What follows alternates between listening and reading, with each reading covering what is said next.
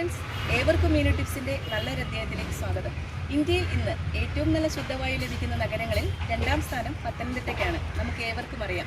പത്തനംതിട്ടയിൽ നാം അറിയാതെ പോകുന്ന ഒരുപാട് വിനോദസഞ്ചാര കേന്ദ്രങ്ങൾ ഇന്ന് നമുക്കുണ്ട്. പക്ഷേ നാം അത് അറിയുകയും വേണം.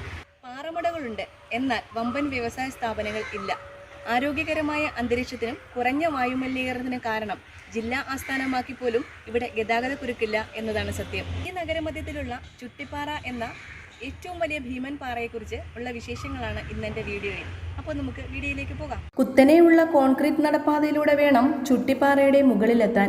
ആകർഷകമായ ഒന്നാവും ഈ പത്തനംതിട്ട ജില്ലയിലെ ചുട്ടിപ്പാറ. ഇതിഹാസ നായകനായ രാമന്റെ കഥകൾ പറയാനുണ്ട് ഈ പാറക്കൂട്ടങ്ങൾക്ക്.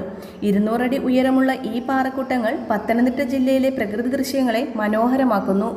ഇവിടെ ചുട്ടിപ്പാറ മഹാദേവ ക്ഷേത്രം എന്ന വലിയ ബോർഡ് വെച്ചിട്ടുണ്ട്. ഇനി നമുക്ക് പടിക്കെട്ടുകൾ കയറാം.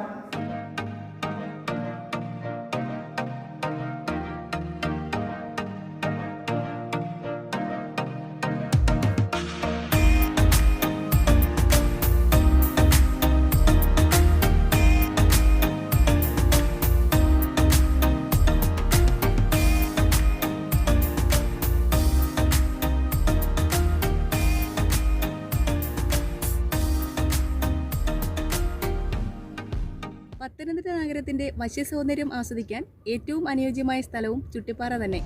കുത്തനെയുള്ള കോൺക്രീറ്റ് നടപ്പാതയിലൂടെ വേണം ചുട്ടിപ്പാറയുടെ മുകളിലെത്താൻ.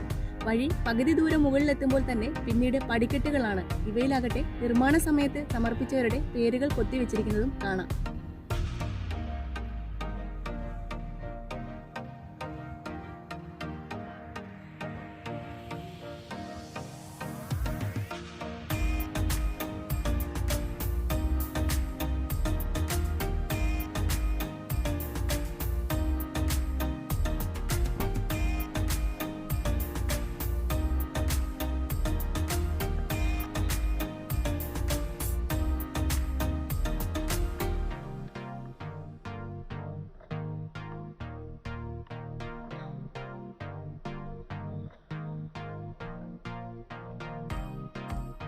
ആലിലയിൽ ആഗ്രഹം എഴുതി സമർപ്പിച്ചാൽ ആഗ്രഹ സാഫല്യമുണ്ടാകുമെന്ന് വിശ്വസിക്കുന്ന ആൽമരവും ചുട്ടിപ്പാറയുടെ മറ്റൊരു പ്രത്യേകതയാണ്. ചുട്ടിപ്പാറയും പരിസര പ്രദേശവും മഴക്കാലത്ത് പോലും ജലക്ഷാമം അനുഭവപ്പെടുന്ന മേഖലയാണ്. അച്ചൻകോവിലാറിൽ നിന്നുള്ള വാട്ടർ അതോറിറ്റിയുടെ കുടിവെള്ളമാണ് ഇവിടുത്തുകാരുടെ ഏക ആശ്രയം. എന്നാൽ ഏത് കനത്ത വേനലിലും ചുട്ടിപ്പാറയ്ക്ക് ഒത്ത നടുവിലെ മണിക്കിണർ വറ്റാറില്ല.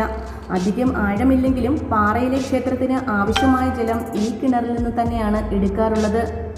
യാത്രയുടെ ഓർമ്മപ്പെടുത്തലുമായി ചില കാഴ്ചകൾ ഇന്നും ഇവിടെ കാണാം. ഇവിടെയുള്ള ഹരിഹര മഹാദേവ ക്ഷേത്രത്തിൽ കാണുന്ന ശിവവിഗ്രഹം തന്നെ ശ്രീരാമൻ ആരാധന നടത്തി എന്ന് വിശ്വസിക്കുന്നതാണ്. ഇതിന്റെ കാലപ്പഴക്കം ഇപ്പോഴും നിർണ്ണയിക്കാനായിട്ടില്ല.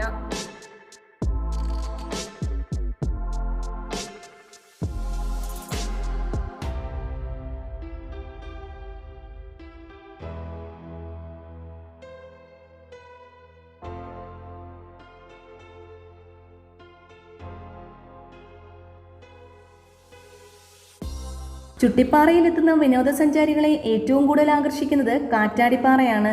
പേരിലും നിറയുന്ന കാറ്റ് തന്നെയാണ് കാരണം. എപ്പോഴും ഈ പാറയിൽ ശക്തമായ കാറ്റാണ്. ഹനുമാൻ പാറ എന്നും ഇതിന് പേരുണ്ട്. ഹനുമാൻ വിശ്രമിച്ചിരുന്നത് ഈ പാറയിലായിരുന്നു. ഹനുമാന്റെ സാന്നിധ്യം ഉള്ളതുകൊണ്ട് തന്നെ പിതാവായ വായു ഭഗവാൻ ഇവിടെ നിറഞ്ഞു നിൽക്കുന്നു എന്നും വിശ്വസിക്കപ്പെടുന്നു. സ്ഥിരമായ കുരങ്ങുകളുടെ സാന്നിധ്യം ഇവിടെ ഉണ്ടാകുന്നു എന്നുമാണ് വിശ്വാസികൾ പറയുന്നത്.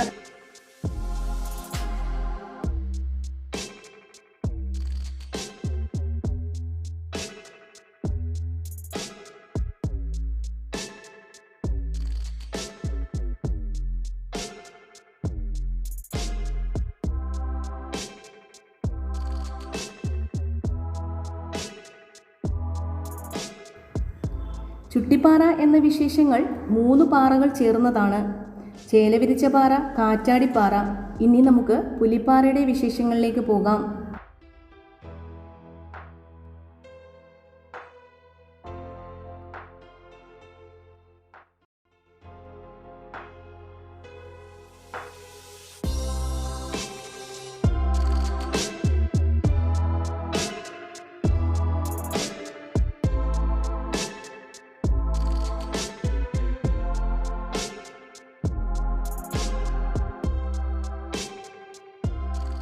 വർഷങ്ങൾക്ക് മുന്നേ പഠന ആവശ്യവുമായി ഞാൻ ഈ പാറയിൽ വന്നിട്ടുണ്ട്. എന്നാൽ അന്ന് ഈ പുലിപ്പാറയ്ക്ക് ഈ ഒരു സംരക്ഷണ വാതിൽ ഉണ്ടായിരുന്നില്ല. ജില്ലാ ആസ്ഥാനത്തിന് കിരീടമായി ശോഭിക്കുന്ന ചുട്ടിപ്പാറയ്ക്കും പറയാനുണ്ട് കുറെ രാമായണ വിശേഷങ്ങൾ. വനവാസകാലത്ത് രാമന്റെ യാത്ര ഇങ്ങ് ചുട്ടിപ്പാറയിലും എത്തി. യാത്രക്കിടയിൽ ഇവിടെ വിശ്രമിക്കാൻ തിരഞ്ഞെടുത്തു എന്നതാണ് വിശ്വാസം. ശ്രീരാമനും സീതയും താമസിച്ചിരുന്നത് പുലിപ്പാറയിലായിരുന്നുവെന്നും പറയുന്നവരുണ്ട്. അവർ താമസിച്ചിരുന്നെന്ന് കരുതപ്പെടുന്ന പുലിവാരം ഗുഹയ്ക്കുള്ളിൽ അവർ വിശ്രമിച്ചിരുന്നു എന്നും കരുതുന്നു. കല്ലിൽ തീർത്ത കട്ടിൽ എന്നിവ ഈ പാറയിൽ ഇപ്പോഴും കാണാം.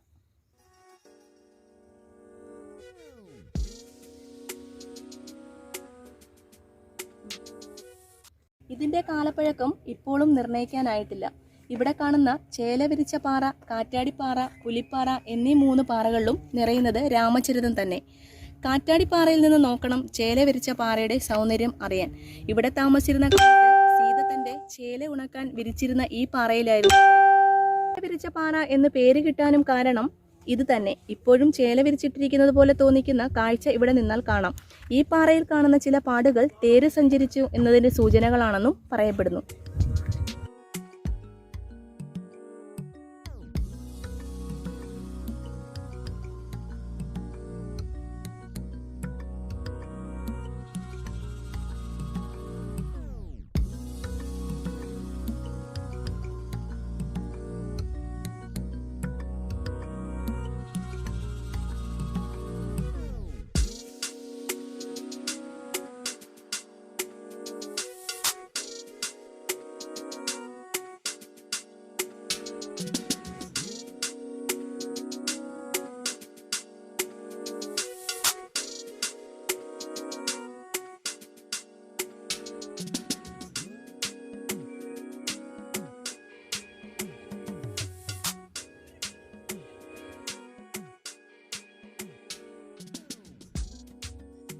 ജില്ലയിലെ വിനോദസഞ്ചാര മേഖലയ്ക്ക് വലിയ സാധ്യതകളാണ് ചുട്ടിപ്പാറ മുന്നോട്ട് വയ്ക്കുന്നത്. അടുത്ത കാലത്ത് ടൂറിസം പദ്ധതിയിൽ പെടുത്തി വമ്പൻ പ്രോജക്റ്റ് ആലോചന വന്നിരുന്നുവെങ്കിലും റോഡ് സൗകര്യമില്ലാത്തതിനാലാണ് തിരിച്ചടിയായത്. വേണ്ടത് സുരക്ഷാ സംവിധാനങ്ങളും മികച്ച ക്ഷേത്രവും. നിരവധി വിനോദസഞ്ചാരികൾ സമയവ്യത്യാസമില്ലാതെ എത്തുന്ന ചുട്ടിപ്പാറയ്ക്ക് അടിയന്തരമായി ആവശ്യം മികച്ച നിലവാരത്തിലുള്ള ക്ഷേത്രവും സുരക്ഷാ സംവിധാനങ്ങളുമാണ്.